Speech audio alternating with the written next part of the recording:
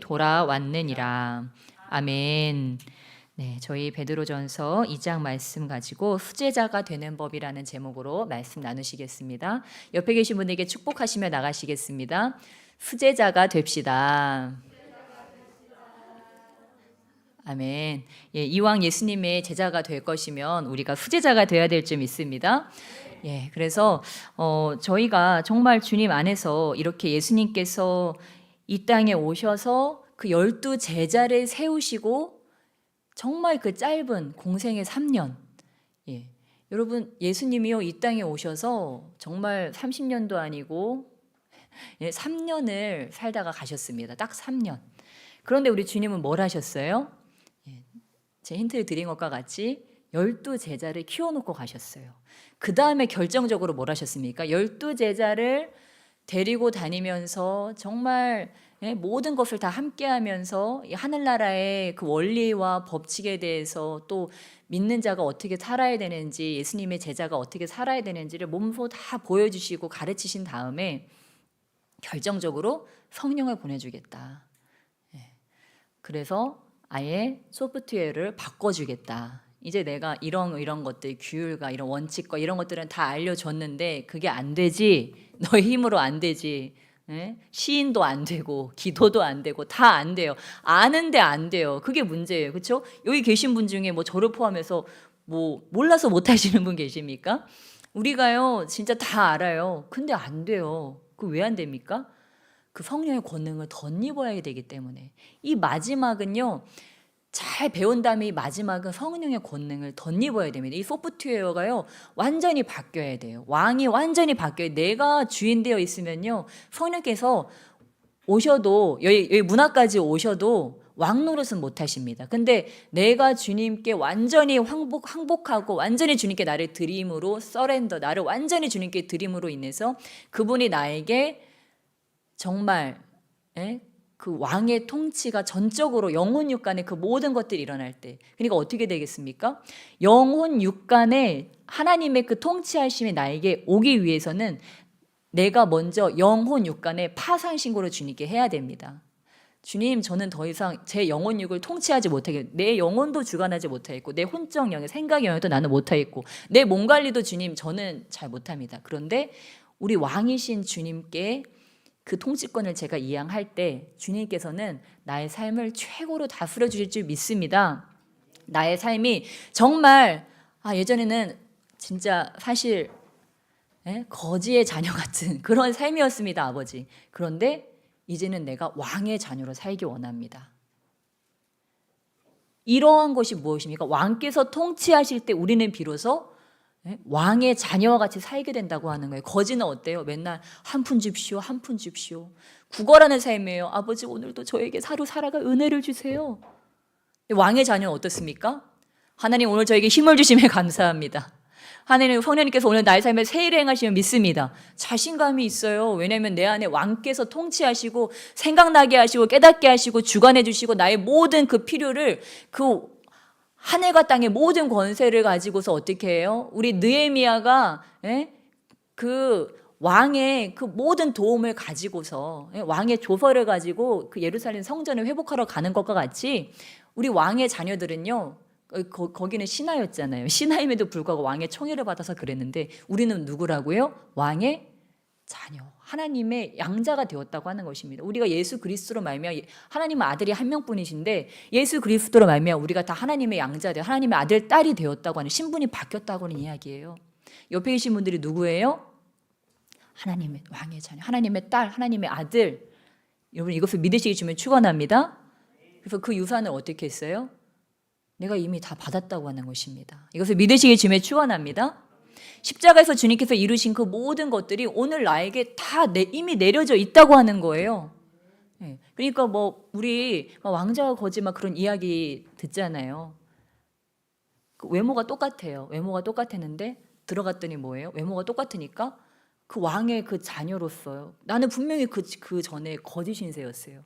근데 들어갔더니 내가 왕자랑 외모가 똑같아졌어요. 그래가지고 왕의 아들이 왕자가 돼가지고 거기서 그 모든 걸 다 누린 거예요. 근데 그게 누구예요? 바로 저와 여러분이에요. 예전에는 내가 거진 줄 알았어요. 아무것도 없는 줄 알았어요. 맨날 한 푼 줍시오. 하나님 한 번만 나 살려주세요.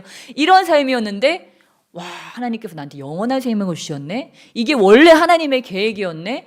근데 그게 죽어서 일어나는 것이 아니고 바로 오늘 나에게 이미 임했네. 천국 같은 삶이 오늘 나에게 임했네. 내 안에 있던 죄악의 세력이 다 쫓겨 나갔네. 나에게 있던 모든 저주와 질고와 연약함이 다 예수 십자가의 보혈로 그 권세로 다 깨어졌네. 여러분 이것을 믿으실 주님의 축원합니다. 훗날에 되어질 일이 아니에요. 주님은 오늘 그거를 바로 지금 저와 여러분에게 주시기를 원하십니다. 나는 믿음으로 그거를 받아서 당기는 거예요. 나의 삶에 바로 지금 이 순간 어떻게 할 때요? 성령님을 나의 완전한 왕으로 모셔드릴 때 우리는 그 왕의 자녀로서 그 모든 영혼 육간의 자유와 부요를 받아 누릴 수 있습니다. 그러니까 막 행복해지고 싶다 나도 이러는 게 아니고요. 나는 이미 행복하구나. 주님 감사합니다. 주님께서 나를 친구처럼 그렇게 사랑해 주시고 나를 돌봐주시고 나의 대적들을 다 우리 주님께서 멸하여 주셔서 주님 감사합니다. 그전에는요 나에게 와서요 대적들이 계속 속살거렸어요. 너는 버림받았어. 너는 패배자야. 너는 이렇게 살다가 죽을 인생이야. 우리는 그렇게 속고 살았어요. 왜요? 그는 우리의 원수이기 때문에 하나님의 원수이기 때문에 왕의 자녀들이 잘 되는 거로 못 봐요. 그런데 여러분 지금 이 순간도 내가 예수 그리스도의 피값으로 인해서 구원 받았음에도 불구하고 혹시 지금도 그런 분들 계세요? 마음이 괴로우신 분들이 있으세요? 머리가 지끈거리고 마음이 답답하고 미래에 대한 불투명함 언제까지 내가 계속 이렇게 살아야 될까? 그런 분들이 계세요? 여러분 그 모든 거에서 풀려나시길 주님의 축원합니다. 우리 예수님 안에서요 그 어떤 속임도 그 어떠한 저주도 더 이상 힘을 쓸 수 없습니다. 그냥 우리는 한 가지만 하면 돼요. 주님께 항복하는 거. 아버지 제가 제 힘으로 한번 잘 살아보려고 했어요. 제 마음의 병도 고쳐보려고 했고 제가 한번 제 미래도 한번 잘 준비해 보려고 했고 나름대로 여러 가지 노력을 해봤어요. 근데 아버지 아무것도 나의 힘으로 할 수 없다는 것을 이 마음의 평안조차도 내가 누릴 수 없다는 것을 이제는 깨달았습니다.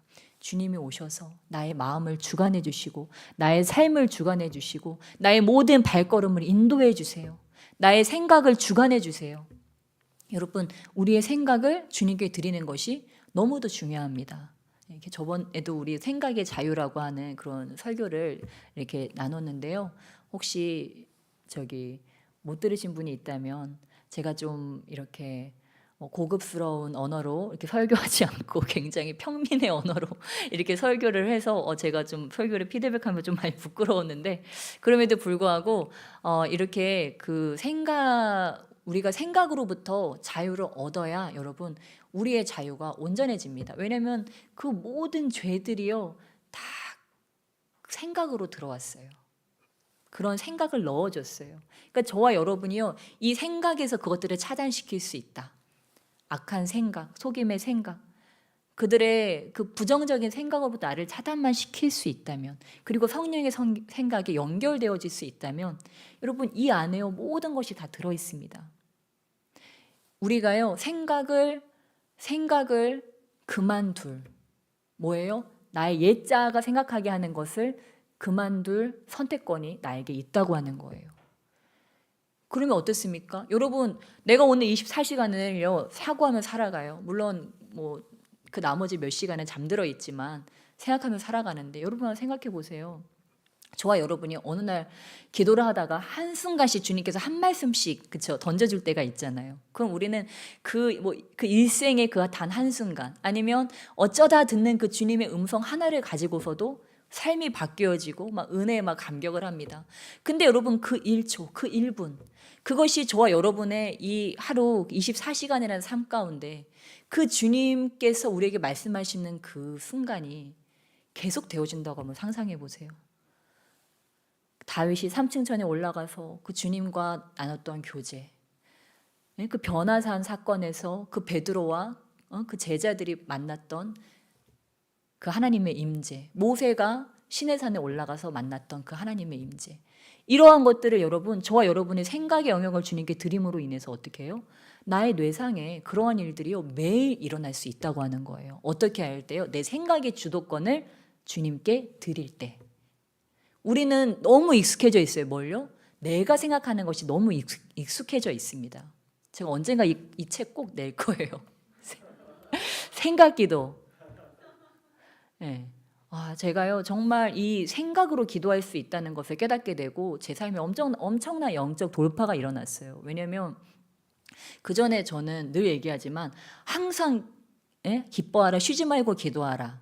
이 쉬지 말고 기도하라가 안 풀어진 삶이었던 것 같아요. 그냥 기도하려고 애쓰는 삶이었던 것 같아요.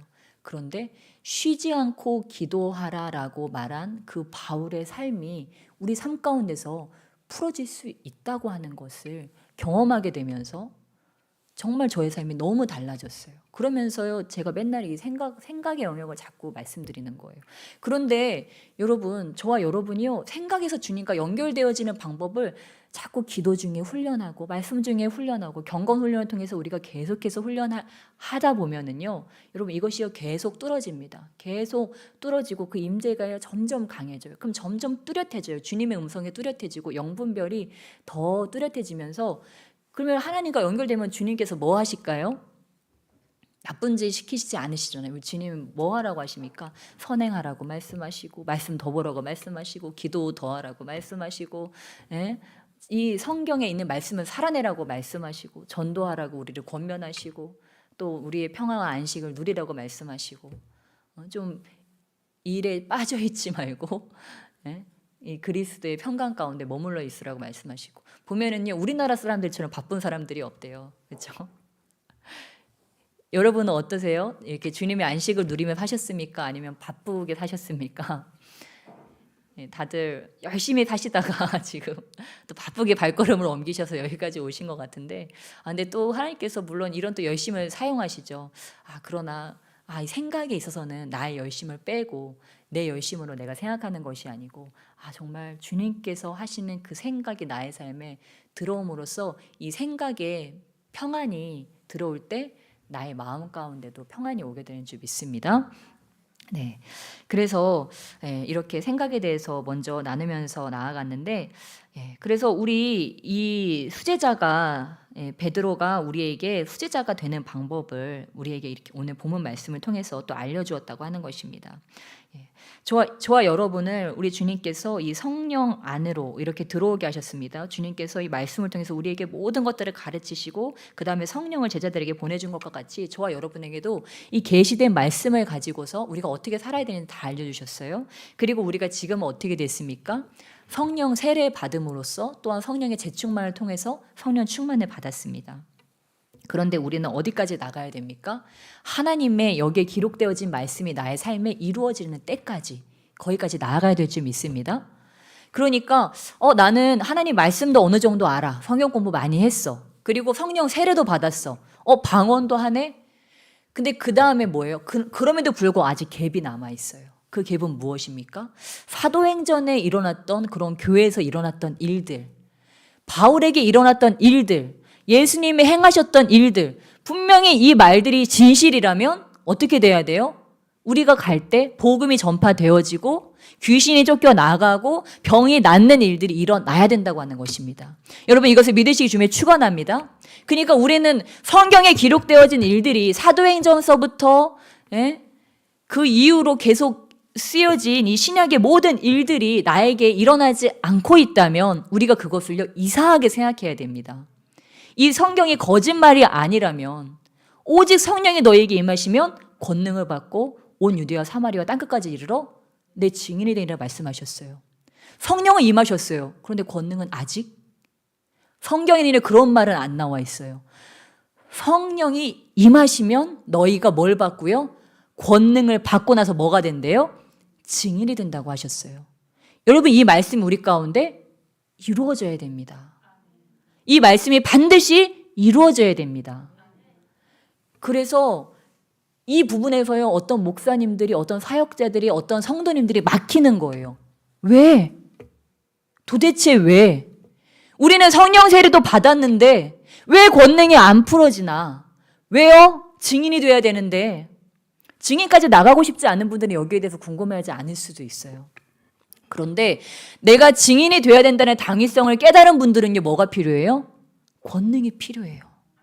왜냐면 저들에게 하나님을 보여줘야 돼요. 그러니까 진짜 내가 성령 세례를 받았다? 정말 성령 하나님이 내 안에 왔다? 그러면 그 증거가 뭐예요? 영혼을 향한 애통하는 마음이 생겨나야 돼요. 안 생겨나면 양심적으로라도 내 가슴을 치면서라도 너는 왜 영혼을 향해서 애통해야 하지 않니? 하면서라도 내가 쳐야 돼요. 왜냐면 아버지의 마음 뭐예요? 잃어버린 자녀들이 돌아오는 것이기 때문에. 근데 잃어버린 자녀를 내가 돌아오게 하려고 일단 우리 가족들부터 봐요. 뭐 친척들도 봐요. 일단 내 가족도 구원시켜야 되지. 친척들도 구원시켜야 되지. 내 친한 친구들, 사랑하는 친구들이라도 구원시켜야 되지. 그런데 아무리 말해도 저들이 듣지를 않네. 그러니까 뭐가 필요해요? 뭐가 필요해요? 권능이 필요해요. 그리고 일단은 내가 죽겠어. 내 마음이 죽겠네. 내 마음의 병 때문에, 이 관계의 문제 때문에, 이 환경이 우겨싸고 오면 막 공황장애처럼 막 머리가 터지려고 하고, 일단 내가 죽겠네. 그러니까 내가 살기 위해서라도 뭐가 필요해요? 권능이 필요해요. 왜? 내 안에 있는 생각을 붙잡고 있는 악령이 나가야 되니까요. 내 몸을 붙잡고 있는 질병의 영이 나가야 되니까요. 그래야 내가 성령의 전이 되어서 저들을 하나님께로 데려올 수가 있어요. 내 안에 평안도 없는데 다니면서 평안하느뇨? 너나 평안하세요? 이렇게 되면 안 되잖아요. 그러니까 우리가 먼저 뭐예요? 그리스도의 평안이 나의 영혼 육간에 온전하기 위해서는 먼저 우리가 성령의 권능으로 덧입고 그 다음에는 내가 가서 성령의 권능을 행하는 자가 되어야 될 줄로 믿습니다. 그것이 바로 예수님의 세우신 12 제자에게 일어난 일이었습니다. 그들이 예수님과 함께 있을 때부터 이런 훈련을 받았어요. 예수님이 성령을 먼저, 그렇죠? 성령세를 먼저 받으셨죠. 그 다음에 어떻게 하셨습니까? 계속 가르치고 병 고치고 귀신 쫓아내시고 이 세 가지 사역만 계속했어요. 제자들도 계속 이걸 봤어요. 70인 제자들이 막 나가 선교하고 왔어요. 근데 뭐래요? 막 자기들이 했더니 귀신도 쫓겨나가고 막 병도 나았대요. 그런데 보니까 그래요. 귀신은 그 잘 쫓겨나가는 것 같아. 근데 병이 잘 안 낫네. 어떤 병은 낫기도 하고 어떤 병은 안 낫네. 그러니까 우리 주님이 뭐라고 하셨습니까? 이 믿음이 부족한 자들아 내가 너희를 언제까지나 참을 것이니 이렇게 말씀하셨죠. 그런 것과 같이 주님께서는 어디까지 원하세요? 병 고침까지 원하신다고 하는 것입니다. 이 말을 하고 있는 저도 굉장히 찔리는데 저도 이 병 고침이 아직 활성화가 안 됐어요. 주님을 만난 순간부터 이게 어떤 자는 낫기도 하고 어떤 자는 날 듯 말 듯 하기도 하고 이렇게 어떤 자는 안 낫기도 하고 이런 일들이요. 이게 왜 진짜 예수님처럼 이게 돼야 되는데 손을 얹은즉 놔야 되는데 이게 잘 돌파가 안 되네.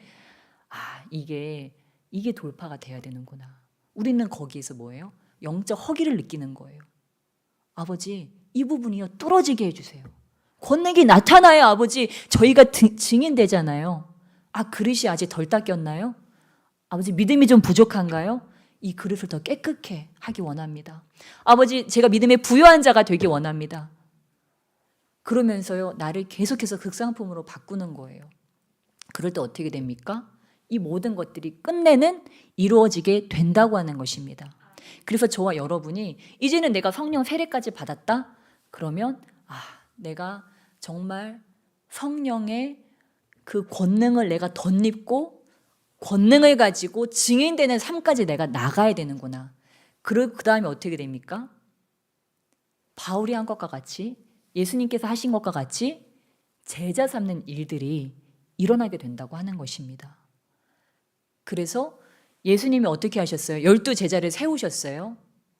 그래서 그 12 제자를 세웠으니까 예수님께서는 성령도 주셨으니까 떠나실 수가 있으셨던 거예요. 저와 여러분도 언젠가 떠나야 되잖아요. 그렇죠? 떠나야 되잖아요. 우리도 떠날 준비를 해야 돼요. 그럼 어떻게 해야 됩니까? 주님이 너 사역 잘 마치고 왔니? 사명 잘 완수하고 왔니? 네 주님 열심히 했어요. 제자 잘 세우고 왔니? 주님 제가 너무 바빠가지고요. 제자까지는 못 세웠고 제 신앙은 잘 유지했습니다 아버지. 이렇게 우리가 얘기한다면 너무 부끄럽잖아요. 그렇죠? 주님께서 우리에게 기대하시는 것은 무엇입니까? 권능 받고 증인되어서 제자 삼아라. 모든 족속으로 제자 삼아라. 모든 민족으로 제자 삼아라. 그것이 주님께서 저와 여러분에게 주신요 최후 명령, 지상 명령, 우리에게 주신 미션이라고 하는 것입니다. 그러기 위해서 저와 여러분 어떻게 해야 돼요? 이제 이 두 가지 놓고 기도해야 돼요. 하나님, 저에게 성령의 권능으로 덧입혀 주시옵소서. 그래서 증인되게 해 주시옵소서. 그 다음은 내가 모든 민족으로 제자 삼게 해 주시옵소서. 이왕이면 성경대로 최하 몇 명이요? 최하 몇 명? 12명. 그 중에 후제자 몇 명? 3명. 아, 우리 권사님은 복 받으셨네요. 자녀들만 잘 세우셔도. 네. 무엇입니까, 여러분? 우리가요, 성경 안에서만 봐도 우리 개개인의 미션을 발견할 수 있다고 하는 거예요. 아, 그러니까 우리가 기도할 때 기도 제목이 없어요? 이거 붙잡고도요, 이것만 붙잡아도 평생 기도할 수 있습니다. 여러분 가족 중에 아니면 가까운 분들 중에 아프신 분 생각해 보세요. 하나님, 이 손을 얹어서 그 사람이 낫게 해 주시옵소서. 그 병자가 낫게 해 주시옵소서. 이 기도만 가지고도 눈물 콧물 뿌리면서 우리가요, 1시간 거뜬히 기도할 수 있어요. 또 무엇입니까? 아버지, 저에게 제자를 주세요. 제자를. 예수님이 기도하신 것처럼 나와 같은 자, 나보다 더 뛰어난 자들을 제가 세워놓고 가기 원합니다. 저 아무 열매 없이 가고 싶지 않아요. 저 제자 삼기 원합니다. 먼저는 제가 제자 되게 하여 주시고, 예수님의 진정한 제자, 그것이 첫 번째 기도 제목이 이루어질 때 내가 온전한 제자 되는 거 아니겠습니까? 권능의 증인들이 되는 것이요. 그 다음에 무엇입니까? 그 다음에 주님, 제가 제자 삼게 하여 주시옵소서. 12제자 삼아서 그 중에 수제자로 3명을 만들어서 이 교회가 계속해서 하나님의 나라가 능력 있게 전파되어질 수 있도록, 내가 내 사명 다 완수하고 아버지의 나라로 돌아가도 이 육신의 장막을 벗어도 아버지의 사역은 계속해서 이루어질 수 있도록, 나보다 더 뛰어난 자들을 세우고 갈 수 있도록, 내가 이 제자 삼는 사명을 끝까지 할 수 있도록 주님 나를 사용하여 주시옵소서. 그럼 어떻게 되겠어요? 이제 막 눈을 부릅뜨겠죠. 뭐 찾느라고요? 제자 찾느라고. 제자 어딨어, 제자. 너 내 제자 될래? 아니, 난 너같이 되고 싶지 않은데. 그럼 먼저 뭘 해야 돼요, 여러분? 내가 진정한 제자가 돼야 되잖아요. 그러기 위해서는 저와 여러분이요, 누구를 닮아가야 될까요? 예수님을 닮아가야 될 줄 믿습니다. 그러니까요, 이 성경대로 보다 보면요, 우리가 결국은 뭘 해야 되냐? 예수님을 닮아야 되는구나. 내가 정말 작은 예수가 되어야지만 이 예수님의 사명을 감당할 수가 있구나. 우리가 그것을 깨달을 수가 있습니다. 그래서 우리가 이러한 수제자의 삶을 살아가야 되는데, 제가 3가지 정도로 정리를 해봤습니다. 우리가 어떻게 하면 베드로와 같은 수제자의 삶을 살 수가 있을까? 첫 번째는 깨끗한 그릇을 준비하는 것입니다. 여러분, 그릇이 무엇인지 다 아시죠? 교회 오래 다니신 분들, 신학생들, 그릇이 무엇입니까? 우리 하은자매, 그릇이 뭐예요? 그 뒤에 저기 찔러서라도 답을 받아내. 그 앞에 있는 전도사님이라도 한번 찔러봐요. 그릇이 뭘까요? 그릇이 뭐예요, 여러분? 네? 비슷했어요. 네. 여러분, 그릇이 뭐냐면 깨끗한 그릇을 준비해야 되는데, 그릇은 성품입니다. 나의 성품. 여러분들, 아름다운 배우자, 잘생긴 배우자 찾지 마시고 성품 좋은 배우자 찾으시길 주님을 축원합니다. 그게 영원히 행복할 수 있는 방법이에요. 외모는 딱 신혼여행 가는 날로 끝납니다, 여러분. 유통기한이 아무리 길어봤자 1, 2년이에요. 아무리 길어봤자 1, 2년이에요. 저도 우리 목사님 처음 만나가지고 이제 연애 시작하고 꽤 잘생겼다고 생각했거든요. 지금은 그냥 휴먼. 그냥 인간이에요. 인간 대 인간으로서 함께 살아가는 거예요. 외모가 전혀 안 보여요, 여러분. 살다 보면은요. 그냥 우리 남편 들어왔네. 우리 아내 들어왔네. 아, 우리 아내구나. 우리 남편이구나. 그냥 그거를 그냥 들어오는 그 모습을 보고 그냥 그렇게 인식하는 것뿐이에요. 근데 언제 매력을 느껴요? 남편이 아이들과 자상하게 잘 놀아줄 때, 내가 너무 힘든데 설거지를 해줄 때, 내가 화가 났는데 함께 화를 내지 않고 나를 참아줄 때, 먼저 사과해줄 때, 이런 때가 매력이 있는 거예요, 여러분. 나중에는 막 뭐 눈빛이 뭐 어떻고 뭐 얼굴에서 뭐 빛이 나고 뭐 이런 거 없어요, 여러분. 이제 노화를 함께 해야 되는데. 예. 그러니까 여러분 뭐가 중요하다고 결국 뭐 얘기하려고 하는 거예요? 성품. 성품이 중요하다고 하는 것입니다. 근데 여러분 이거는요. 그냥 만나서 저 사람 참 성격 좋네 이런 얘기가 아닙니다. 아무리 성격 좋은 사람도요, 여러분, 예, 그 하나님 안에서 성화된 그 성품과는 다릅니다. 그리스도의 성품과 이 성격과는요, 완전히 다른 차원이에요. 예를 들어서 우리가 성격이 굉장히 좋은 사람을 봤어요. 근데요, 어찌 보면 그 사람은 엄청 교만한 사람일 수도 있어요. 밖에서 막 호인처럼 하고 진짜 뭐 저 사람 법 없이도 살 것 같은데요. 그 사람 안에 엄청난 자기의가 도사리고 있을 수 있습니다. 바리새인과 서기관들이 그랬잖아요. 엄청 흠도 없어 보였어요. 근데 하나님 보실 때는 뭐래요? 회칠한 무덤과 같다. 겉으로는 아주 깨끗하고 아름다워 보이는데 그 안에는 마치 죽은 시체와 같은 것들. 하나님이 정말 조금도 움직일 수 없는 자기의 의와 교만으로 가득 차 있는 그러한 경우, 나는 거룩해. 나는 너희들 모두보다도 나는 더 거룩하고 경건한 사람이야. 너희보다도 나는 훨씬 존경을 받기에 합당한 사람이야. 이러한 더러운 교만으로 가득 차 있을 수 있다고 하는 것입니다. 그러니까 무엇입니까? 성격이 아니고 하나님의 수제자가 되기 위해서는 정말 그리스도 안에서 단련되어진 겸손과 온유, 바로 그러한 깨끗한 그릇이 준비되어야 되는구나.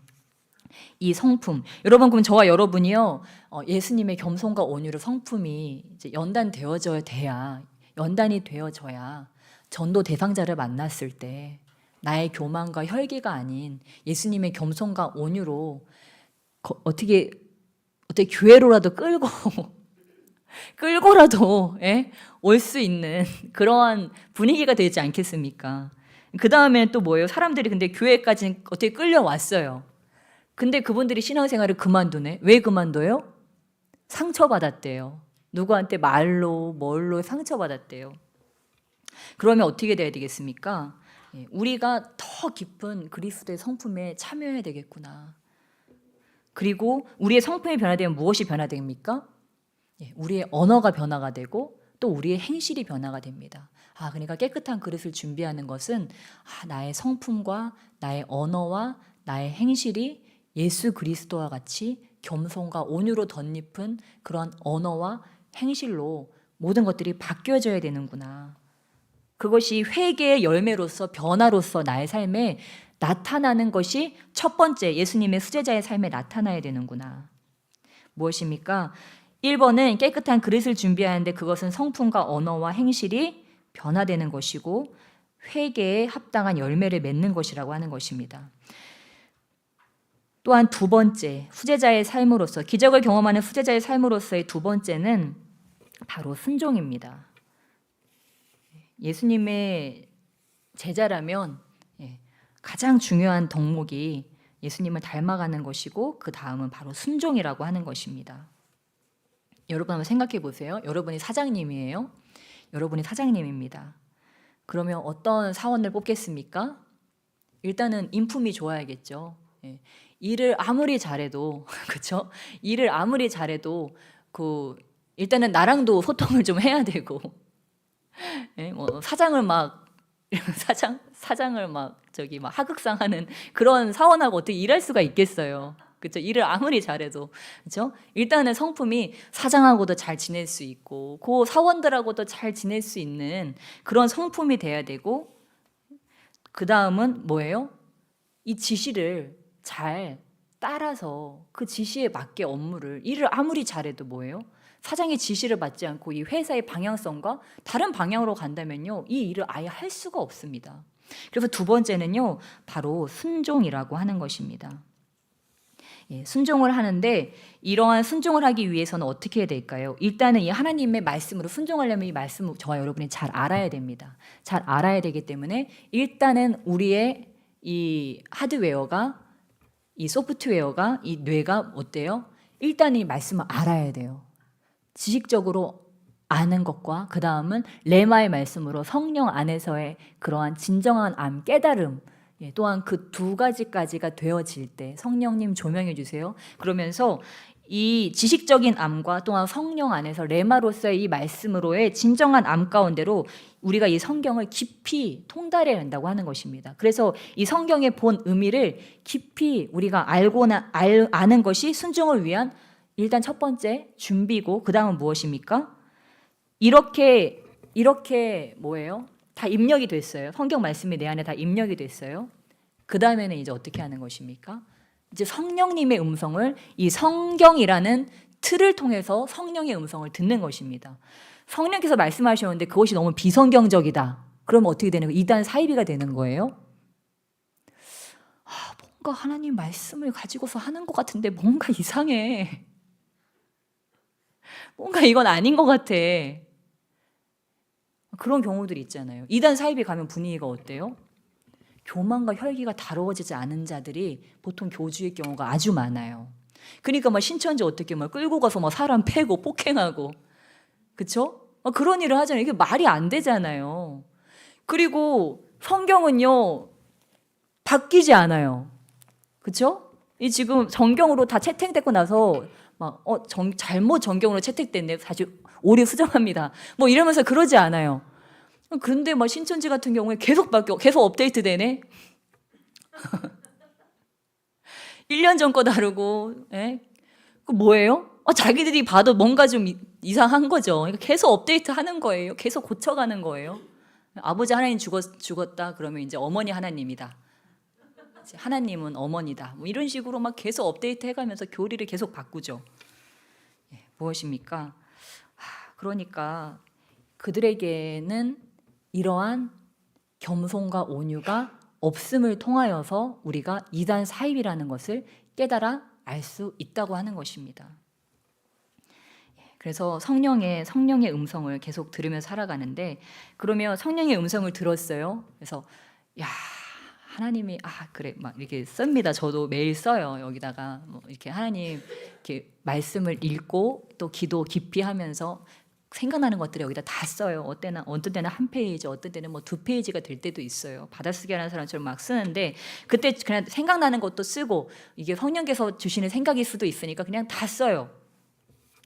써놓고 오늘은 많이 썼다 이러고 덮으면 아무 일이 일어나지 않겠죠. 그래서 그러고 나서 어떻게 합니까?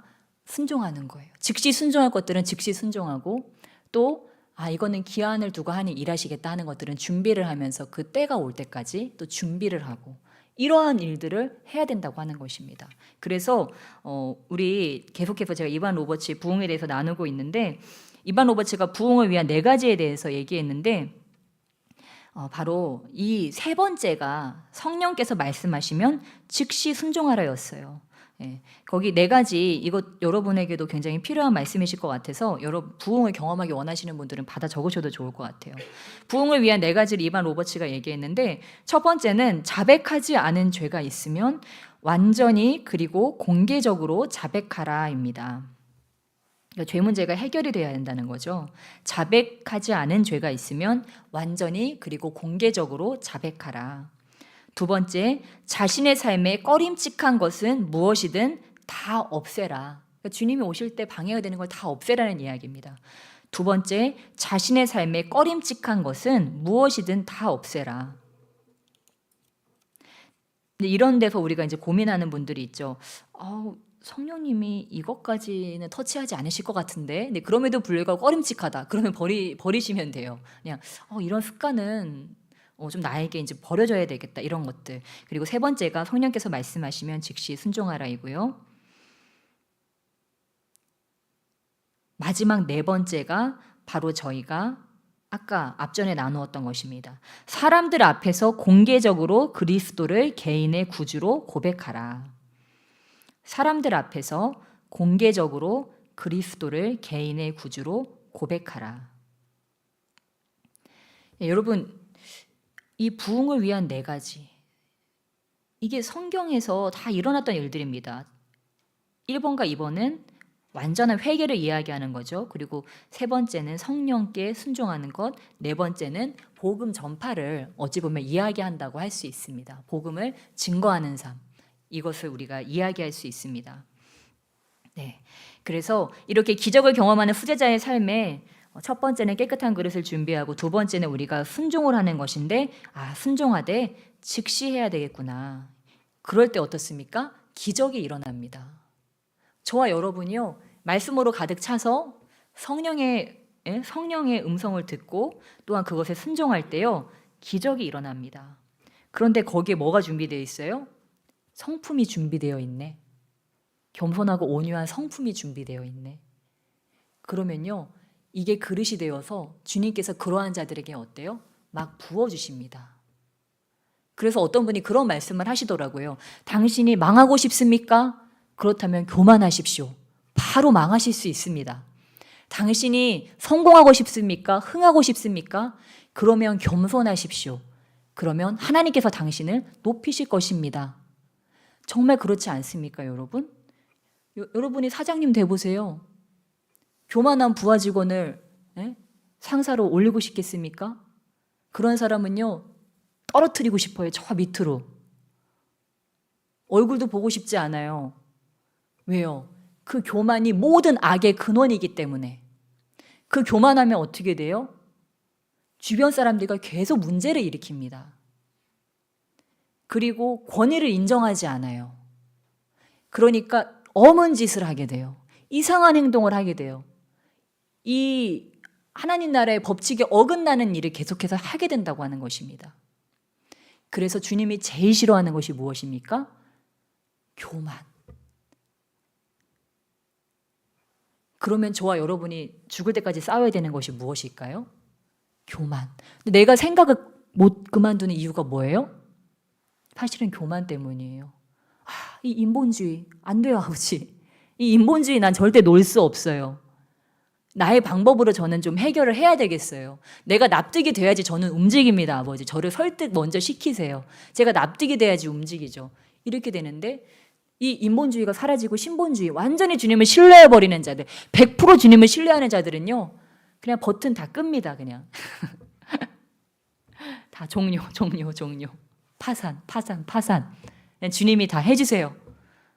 그리고 주님의 매뉴얼대로 주님께서 먹으라는 거 먹고, 주님이 가라는 대로 가고, 주님이 말하라는 대로 말하고, 주님이 하라는 대로 이렇게 움직이는 그런 삶을요 살게 되는. 그렇게 살아보니까 나 그렇게 살면 죽을 줄 알았는데, 하나님 말씀대로 살면 나를 죽는 대로 이끌어 가실 줄 알았는데 이거 낸걸? 이것이 정말 살 길이네. 주님 말씀대로 살아가니까 다 열리네. 다 열려. 앞길도 열어지고, 자녀들의 문도 열어지고, 진로의 문도 열어지고, 재정의 문도 열어지고, 건강의 길도 열어지고, 다 열어지네. 여러분, 이 좋은 길로, 이 생명의 길로 가시길 주님의 이름으로 축원합니다. 영혼의 잘되는, 범사의 잘되는 강건한 삶을 주님께서는 저와 여러분에게 주시기를 원하십니다. 주님이 하시면 나를 십자가로 끌고 가셔서 십자가에 못 박으실 거야. 아무나 그렇게 못 박히는 삶을 살아가는 것이 아니에요. 아무나 순교자의 삶을 살아가는 것이 아니에요, 여러분. 우리 주님께 맡기면 맡길수록 나는요 계속해서 얻는 삶을. 근데 사단은 뭐예요? 야, 너 주님한테 맡기면 큰일 난다. 큰일 나. 네가 지금 누리고 있던 그 좋은 것들 다 빼앗아 가신다. 절대 놓으면 안 돼. 그거를 꼭 잡고 있어야 돼. 세상에 한 발, 주님께 한 발. 이렇게 든든하게 서 있어야 돼. 그래야 주님이 혹시 마음 변하시면 저 세상이라도 가서 어떻게 내가 한번 멸망하지 않고. 그렇게요, 우리한테요, 그 배수진을 치는 것이 아니고 보루를 만들어 놓고 항상 한 발 뺄 수 있는 인생, 언제든지 한 발 뺄 수 있는 그런 인생을 살아가라고 말씀하시는데, 하나님은 그런 자들 뭐라고 말씀하십니까? 회색지대다.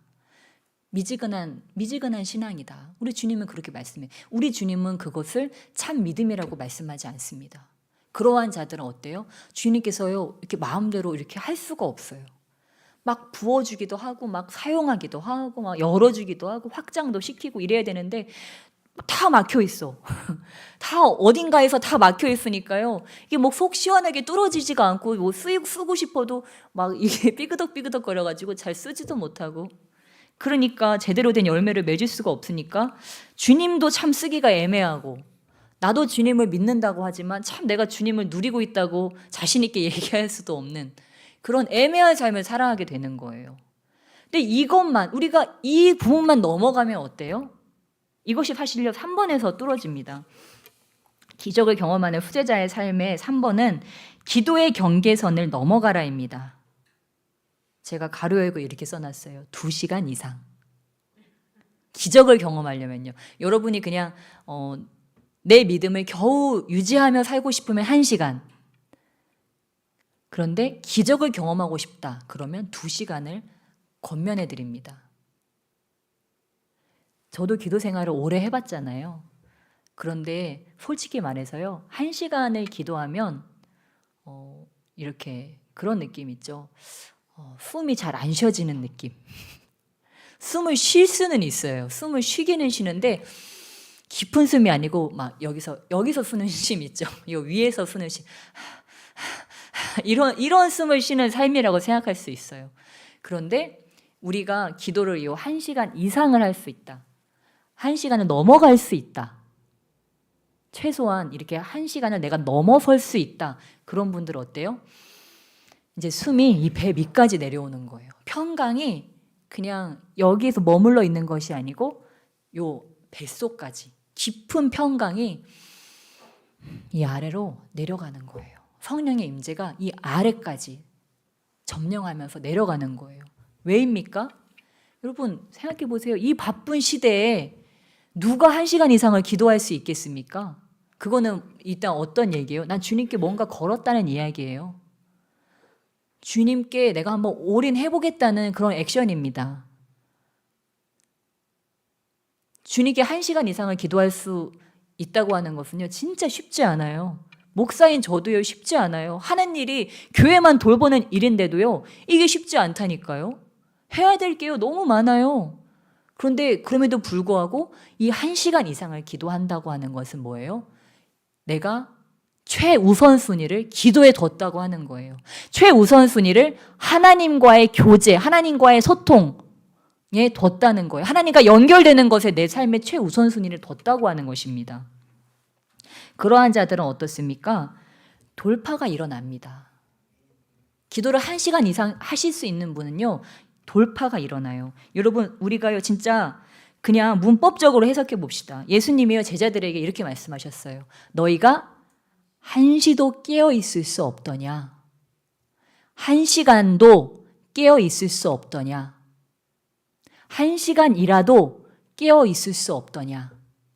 여러분, 이 말씀은 정확한 뜻이 무슨 말일까요? 너희는 1시간을 기도해라, 이런 말일까요? 1시간이라도 기도해라. 얘들아, 정 안 되면 그렇게 너희가 연약하고 그렇게 육신이 연약하면 못해도 1시간은 그러면 이 말을 여러분 뒤집어 볼까요? 그럼 예수님의 본심은 뭐예요? 1시간 이상은 해야 되지 않겠니? 못해도 1시간은 하고. 여러분 수능 공부해 보신 분들 계시잖아요. 공부하는 시간 보통 몇 시간입니까? 목표 시간 있잖아요. 막 저기 1등급 받아야 된다. 그런 분들 목표 시간, 그 수험생들 공부 시간 몇 시간이에요? 12시간에서 16시간이에요. 저는 정확히 기억해요. 그 시간표 한번 짜보셨나요? 그 수험생들, 그 고등학생들 그 시간표 짜면은요, 뭐 화장실 가는 거 말고서는요, 뭐 할 게 없어요. 그러니까 애들이 밤새 가면서 공부할 수밖에 없는 거예요. 잠자는 시간 줄여가면서 공부해야 되는 거예요. 걔네는 뭐 한두 시간이 아니고 뭐예요. 우리 고등학생들, 저 불쌍한 고등학생들은 하루에 12시간, 16시간을 내리 공부를 해야지 그 1등급으로 가까이 다가갈 수가 있는 거예요. 우리 옆에 계신 분들께 축원하시겠습니다. 축복하실게요. 우리 1등급이 됩시다. 아멘. 예. 그래서요, 저는 이 말을 하는 제가 사실 제일 부담스럽죠. 제가 제일 많이 해야 되잖아요. 이런 설교하고 나면 더 부담스러워요. 제가 제일 많이 해야 돼요. 근데 그럼에도 불구하고 여러분에게 이런 이야기를 할 수 있는 것은, 그렇죠? 우리 최 전도사님이 막 기도 많이 해버리면 이 자리에 뺏길 수도 있잖아, 내가. 막 성도 막 다 데리고 갈 수도 있잖아. 근데 그럼에도 불구하고 이런 말을 자신 있게 할 수 있는 이야기는 뭡니까? 이렇게 해야지 하나님의 나라가 확장되니까. 이렇게 말해도요, 그렇게 할 수 있는 사람이 별로 없는 거 저는 잘 알아요. 왜냐면 기도 1시간 이상 하려면요, 사실은요, 목숨을 걸어야 돼요. 그냥 주님을 위해 죽겠습니다. 이러한 자들이요, 기도 1시간 이상 할 수 있는 거예요. 그러니까 주님을 위해 죽기를 원하시는 분들은 이제 한 2시간 이상 기도하시기를 축원합니다. 네. 그래서 여러분의 삶에 기적이 일어나는 것들을 경험할 수 있습니다. 그래서요, 저는 요즘에 성령께서 저에게 계속 하시는 말씀은 그건 것 같아요. 기도 시간 늘려라.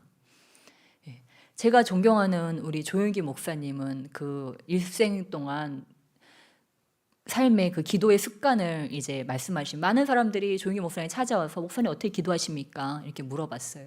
그랬더니 목사님이 나는 하루를 시작할 때 꼭 1-2시간은 기도합니다.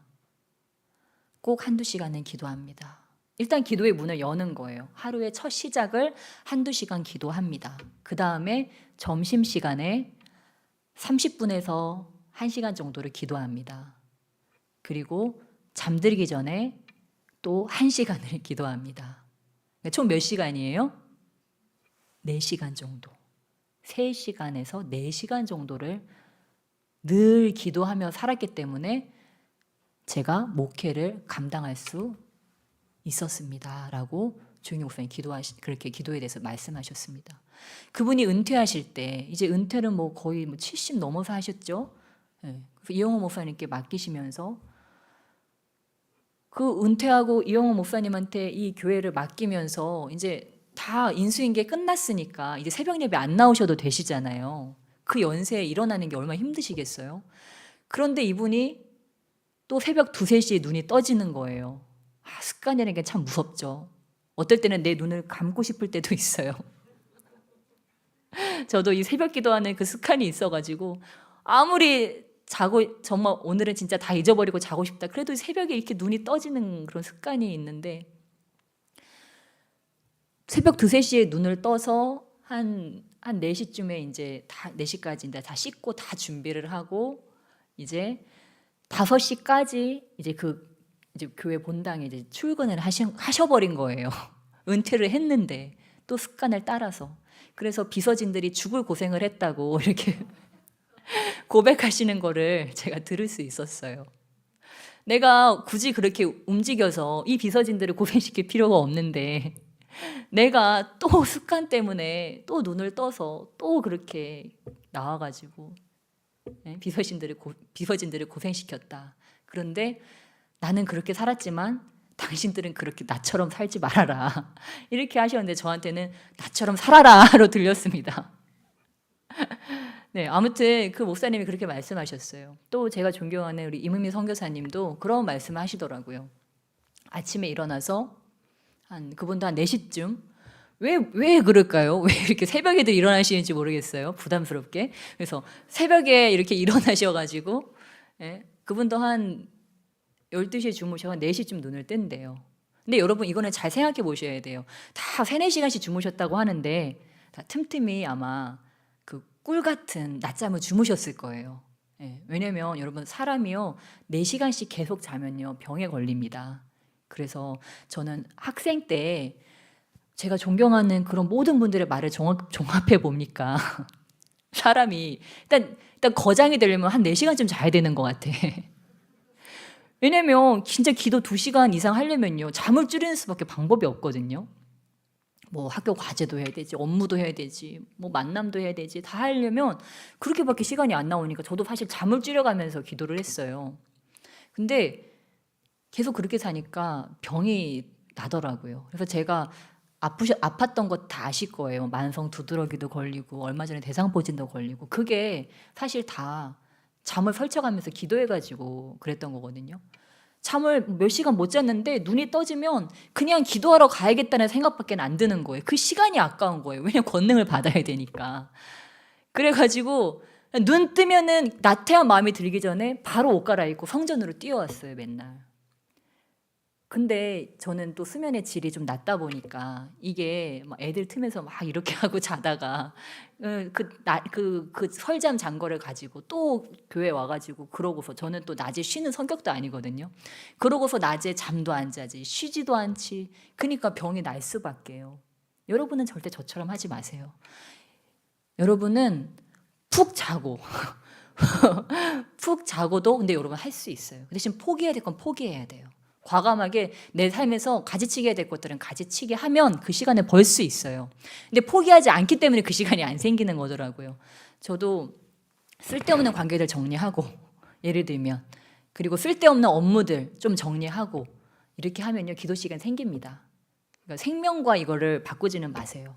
아무튼 이렇게 잠을 푹 자고 나서 이 최고의 이 컨디션으로 이렇게 하시는데 그분도 한 4시쯤 일어나셔서 이 그 차밭이래요. 거기 케냐에서 사역하시잖아요. 그래서 그 차밭을 1시간을 걸으면서 기도를 하신다고 하더라고요. 4시에 일어나서 큐티 1시간 하시고 설교 준비하시고 또 뭐 설교는 부교육자들도 있으니까 그렇게 새벽 예배를 드리시고 새벽 예배 드리면 다 같이 하는 공기도가 있잖아요. 그 공기도를 다 마치신 다음에 차밭에 나가서 1시간은 주님과 독대를 하면서 걸으면서 기도를 하시는 거예요. 그러니까 지금 솔직히 말해서 지금 새벽 4시부터 몇 시까지 지금 기도를 하신 거예요? 보통 새벽 예배는 한 6시, 7시에 끝나잖아요. 그렇죠? 7시까지는 큐티와 새벽 예배를 드리고 한 8시까지 7시에 새벽 예배 마치고 그러니까 한 경건 시간 4시간 가졌네요. 뭐 이러면 권능 안 받을 수가 없겠죠. 그래서 이러고 나서 또 끝이 아니고 뭐 점심에도 뭐 잠깐 기도하시고 또 마지막에 하루를 다 마친 다음에 그 차밭을 거니면서 또 1시간의 주님과 독대를 하면서 주거니 받거니 이야기를 하면서 걸으면서 기도를 하신다고 하시더라고요. 그러니까 그 이은미 선교사님도 그 목사님께서도 수많은 그 케냐의 수많은 교회들을 개척하시고 지금도 정말 이 청년 이 사역을 정말 능력 있게 하고 계시고 권능을 받아서 이렇게 사역하시는 것들을 볼 수 있었습니다. 네, 다니엘은 어땠습니까? 다니엘도 하루 3번 기도했죠. 예수님은 어떻게 하셨습니까?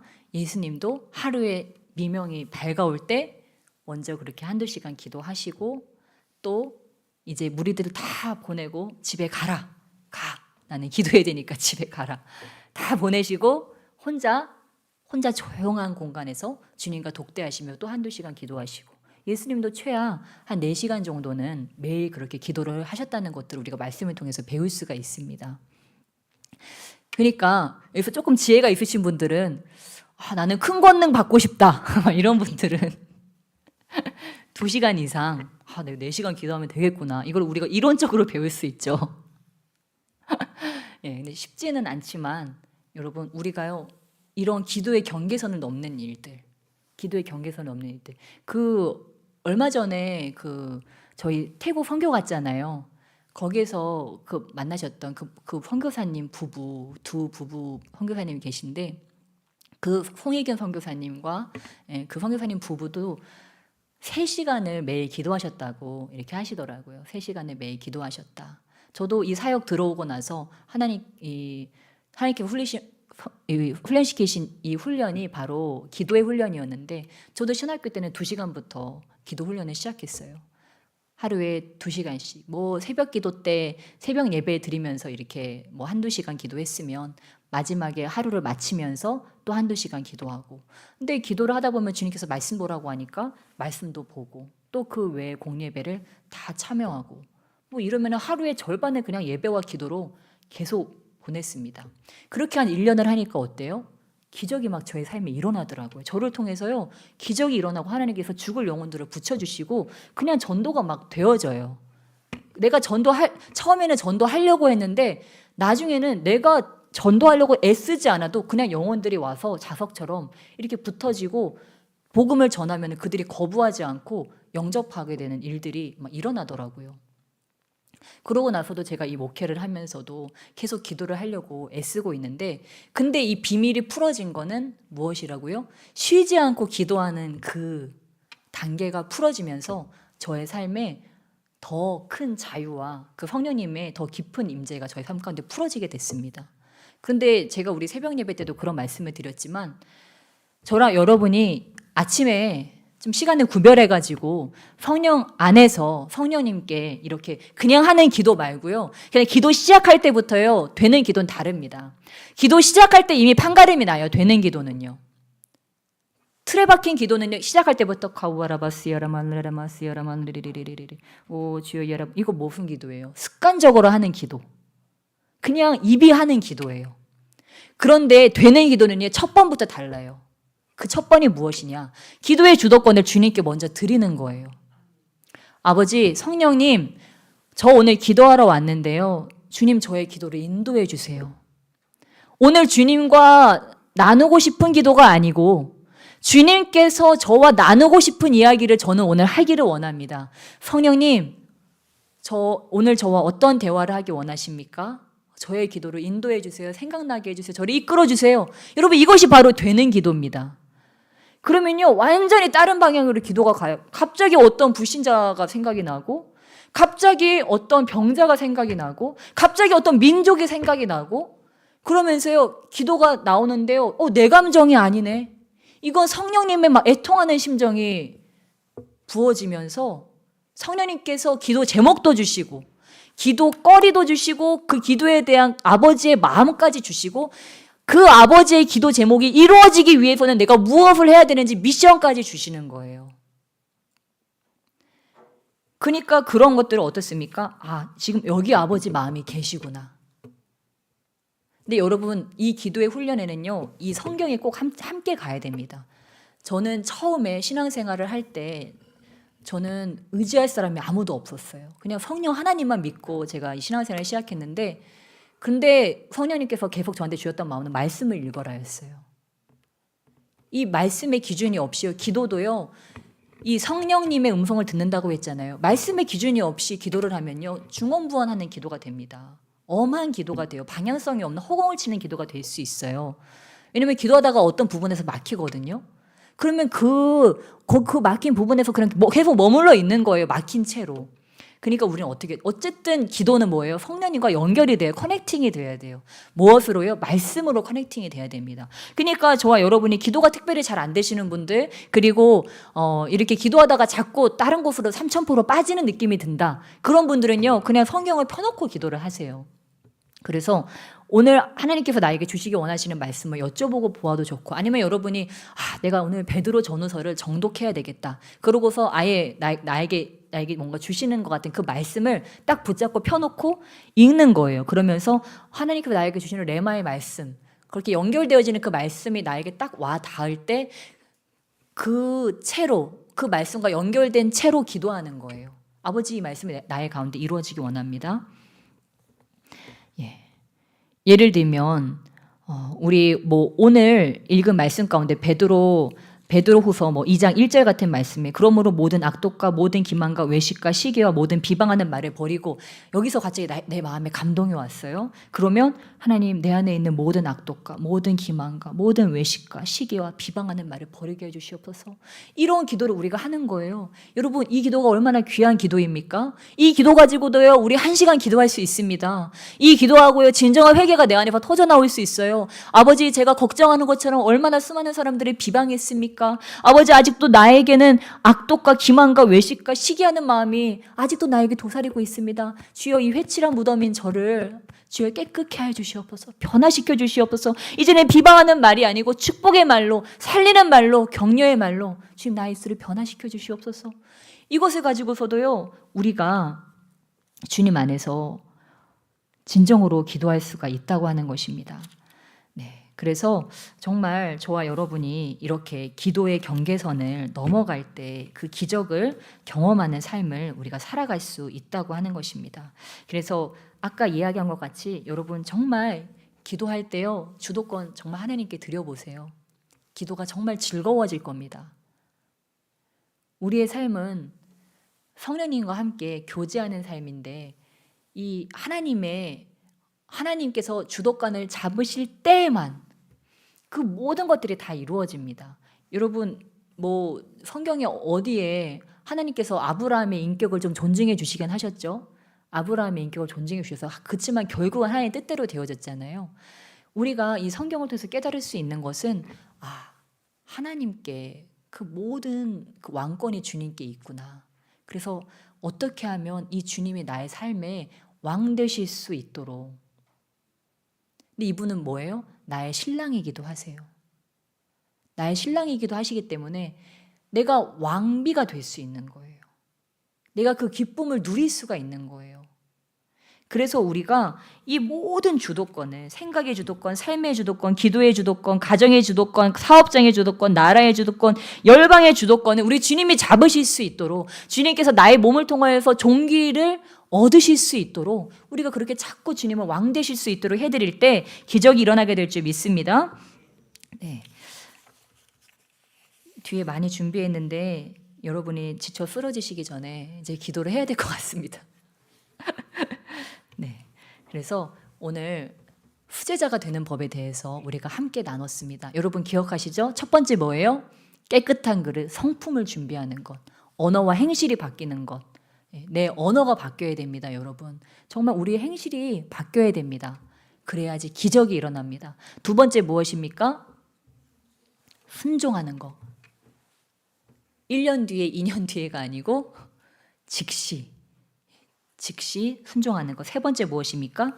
기도의 경계선을 넘어감으로써 그 주도권을 하나님께서 지실 때 우리의 삶에요 기적이 일어납니다. 기도의 경계선을 넘어가야 사실은 성령의 명확한 음성이 들려옵니다. 성령의 명확한 음성이 들려오고 그 명확한 것을 순종할 때 우리의 삶에 기적이 일어납니다. 그래서 정말 여러분 오늘 저희 함께 기도할 때 하나님 오늘 저의 기도의 경계선이 무너지게 하여 주시옵소서.